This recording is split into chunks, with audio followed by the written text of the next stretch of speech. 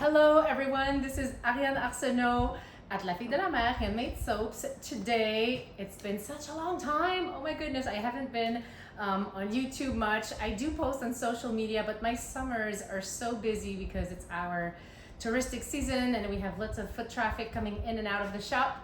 So I was not able to produce many videos over the summer, but candle season is kicking off and I've had these beautiful Sonoma candle vessels by Candle Science, and I've been saving them for a special project. They are just so beautiful and they are they're kind of psychedelic when you look through them. They're so beautiful. They have this like clear iridescent glow to them.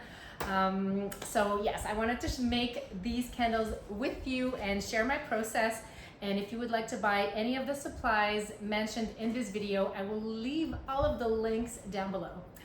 Also, I got a surprise package from Candle Science. I'm really excited. I already unboxed it, but they sent me this little cotton tote or cotton bag with their logo. And inside was a water bottle with, this is actually to put like a pop of soda or a beer can in it, but I put my water bottle in it for now. And then they gave me some cool Candle Scientist and Candle Science stickers. Here's another one. I also had a Candle Science pen, which I already put in my pencil jar, so it's out of reach right now. And look at that, I got a t-shirt. Let's put it on. Yay! Now I can make my Candle Science project with a Candle Science t-shirt. I'm gonna still put my apron back on because I don't want to get splashed with wax on my beautiful shirt that I just got. And the first step before making these candles will be to clean them out. Oh, the tag was still attached. So I'm gonna clean my candles out just to make sure that there's no dust inside, and then I'm gonna place my wicks. And then later on, once they are fully adhered, because I use some RTV gasket maker to adhere my wicks, then I will take out my Coco apricot wax and I will scent these with this Yuzu Blossom Fragrance Oil by Candle Science. I was at the HSCG conference last May and I had the opportunity to smell so many fragrances from Candle Science, and this one I loved, and so I ordered a whole bottle and it smells so good. It's really nice, fresh and crisp with very subtle floral notes. It's very nice. I like to clean my candle vessels with a, what do you call these? Microfiber wipe. I use a little bit of 70% isopropyl alcohol and I just clean each one out.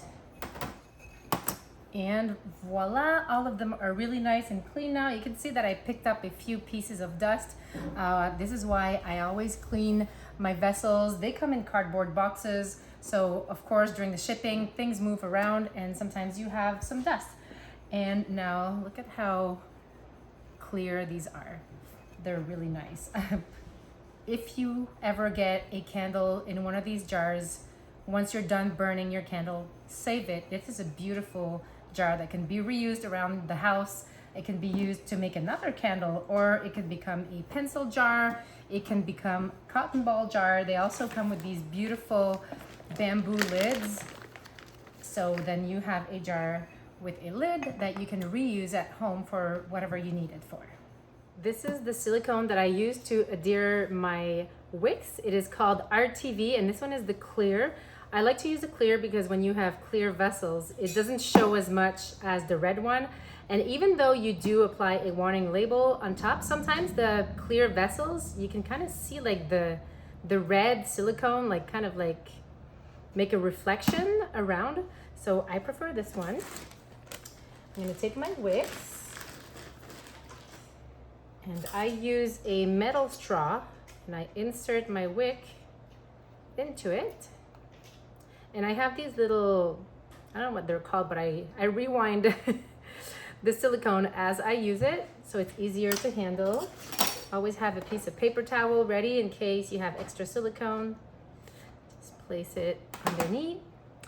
And you can either use a guide, or you can eyeball the center of each vessel. These have like a really nice bottom, and you can kind of see where the center is. So, and then just pull up, and just like that, the wicks are in place.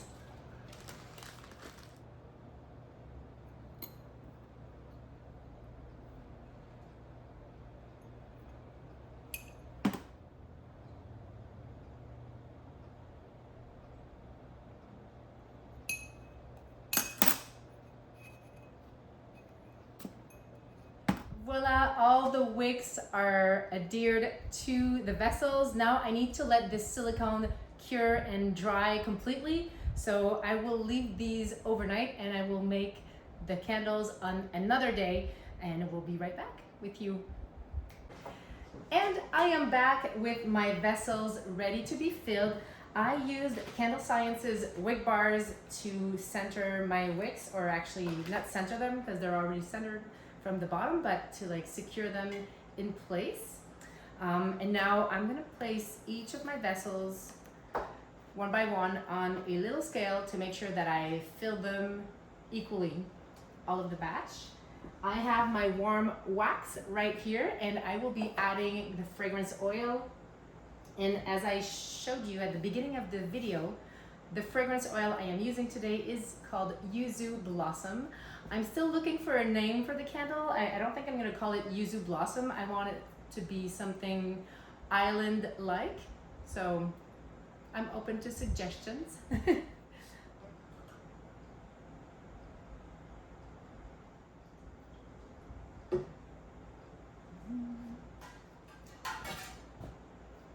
I'm going to give this a nice stir just to make sure that everything is dispersed and combined. It smells really good. When I free pour my candles like this, I prefer to use these measuring cups. I wish I could have a one that would be a little bit bigger, but it's the best. It makes no mess. So I'm just gonna transfer my wax in here.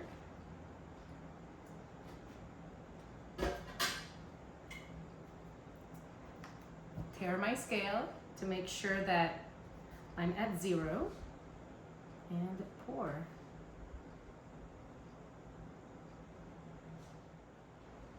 And voila.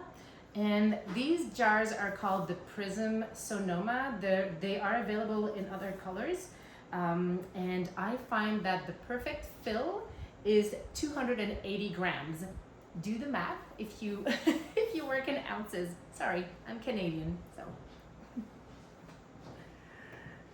The wax that I am using today is the Cita Serica. It's a Coco apricot wax, and I didn't talk about the temperature, but it needs to be melted at 200 degrees Fahrenheit, and it pours better at a temperature between 180 to 190 degrees Fahrenheit. So let's keep filling.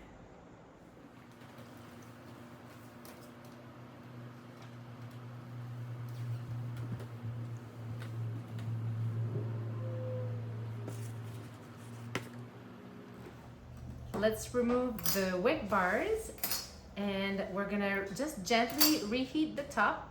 Although this wax has a very nice pour and it sets perfectly without too many like sinkholes, or actually without any sinkholes, there is a little bit of pull around the wick, and I want to make that go away. So we're gonna have a little piece of dust. We have a little bag where we keep all of our Candle Science wick bars in, so I'm going to put them back in there for next time.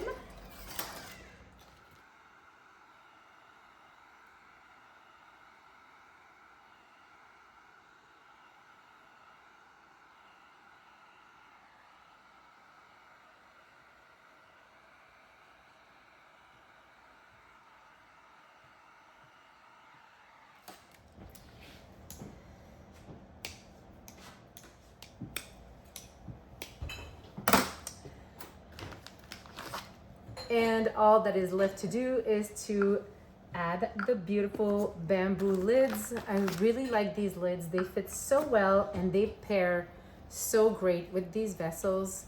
I really like them. I will keep labeling for another time because I don't know yet what I want to call these. I haven't found a name for this candle yet. Maybe you guys can help me. So remember, the fragrance oil is called Yuzu Blossom, but since yuzu is not really something indigenous to the Magdalene Islands, I want this to sound like island or seaside inspired without talking about the yuzu. So if anybody has an idea, pop it in the comments. I would be very happy about that. Let me know what you guys think. Always remember, when you make candles, whether it is for yourself, to sell, or to give away as gifts, always put a warning label, a safety warning label on the bottom so people know how to burn it properly and that they are safe while using their candle.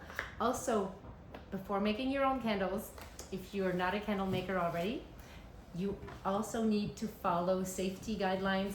I would highly recommend that you visit the Candle Science website. They have a whole library that will teach you about candle making, how to make burn tests, performance tests, and so on.